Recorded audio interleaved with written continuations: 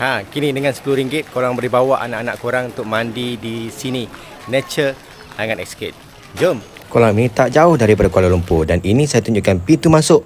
Anda cari saja kolam memancing Fitri dan ini adalah lorong untuk masuk ke Langat Escape.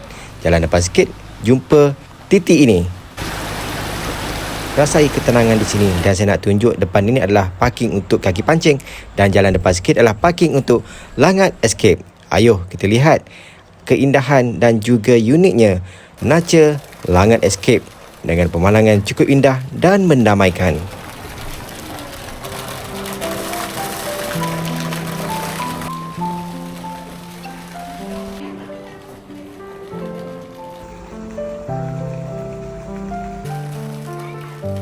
Untuk makluman anda, bukan kolam saja korang boleh mandi, anda juga boleh sewa hall rakyat ini bersama surau untuk majlis keluarga dan juga majlis kahwin. Sangat luas, sangat selesa dan berdekatan saja dengan kolam renang. Di Langat Escape ada dewan, ada kolam dan ada bilik.